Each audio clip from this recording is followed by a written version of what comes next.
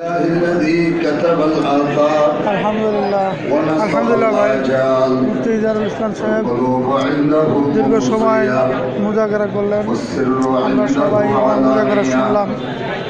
الحلال ما أحل والحرام ما حرم والدين ما شرع والأمر ما قضى الخلق خلقه والعبد عبده وهو الله الرؤوف الرحيم وأشهد أن لا إله إلا الله وحده لا شريك له وأشهد أن سيدنا আমার কথার ভিতরে উল্টাপাল্টা অনেক কিছু থাকতে পারে, কিন্তু এই কথা আল্লাহ রসুলের নিশ্চয় আমার কথার ভিতরে উল্টাপাল্টা কিছু থাকলেও, আমার এতে দরমিন থাকলেও নিশ্চয় আল্লাহ এই খুতবার কারণে আল্লাহ তাআলা হেদায়েতে রাখছেন।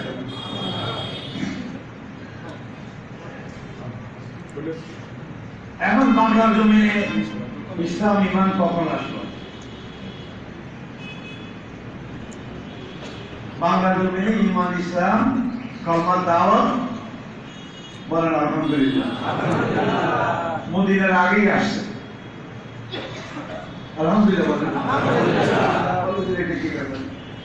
মদিনায় তো আনুষ্ঠানিকভাবে কালমার দাওয়াত আনুষ্ঠানিক হয়েছে 13 বছর পরে। আর যারা ভাই হাতে আকবা যারা, এরা মাঝে মধ্যে তাও অন্তত 8-10 বছর পরে মদিনা থেকে যারা গোপনে মিনার ঘাটিতে আল্লাহ এসে বায়ান গ্রহণ করেছিল হিজরতের আগে, ইয়ামানীরা নূহ আলাইহিস সালামের প্লাবনের পর যখন আরব জাহান কিছুই ছিল না, শস্য শ্যামলা কিছুই ছিল না, খাদ্য রসদ, নূহ আলাইহিস সালামের কিস্তিতে যা ছিল এগুলি জন্মাইতে ওখানে সময় লেগেছে।